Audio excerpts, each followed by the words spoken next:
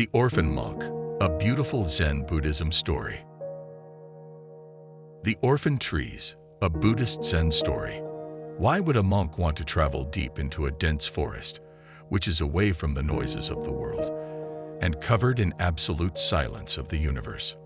A forest which is so dense that even the daytime looks like it is dark. Going through the forest, the monk felt a void inside him. For everything outside, there is something inside, and the void which the monk felt within him to complement this deafening silence outside was something he had not experienced before. As he walked along with his master, his eyes felt on the large trees which were so tall and old. His forest was untouched and virgin. The monk remembered his childhood days suddenly. He remembered how he had a family once, with his father and mother right beside him, and pampering him all day. Never before in his life he had ever imagined that he would become a monk, walking along with his master. He peered into the silence nobody had imagined. He had lost his father and mother in a civil war, and he was an orphan. To have everything, and then reduced to nothing, in a moment, was something that the monk had experienced in real life.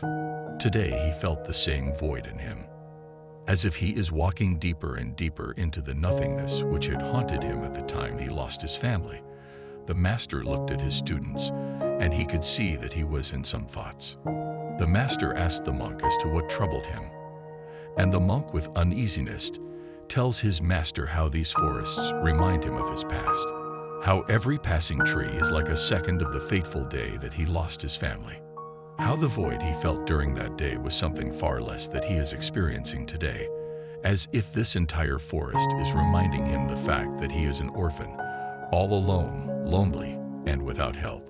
Being a monk and troubled by nothingness was not a good news for the master. The monks are supposed to dive into the ocean of nothingness and get nourished with the calmness and serenity which nothingness holds. That is done each night by each being when they sleep. But one day it is permanent.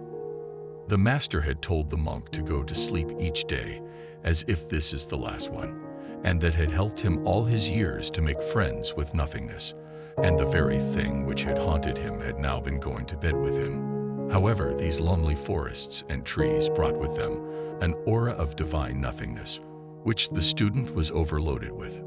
The master makes the student look at the trees.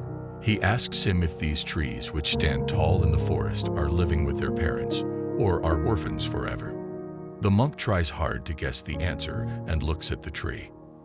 The tree stood all alone without any father or mother, and hence the student tells the master that these trees look orphaned. "Are you sure?" asks the master again. The monk now grew apprehensive and looked closely again. He came to a conclusion that the roots of the trees went down into the earth, and the branches spread across wide. "I don't know, master. I just feel this tree runs deep into the earth and reaches high into the sky," replies the student. The master smiles, and the monk gets the message.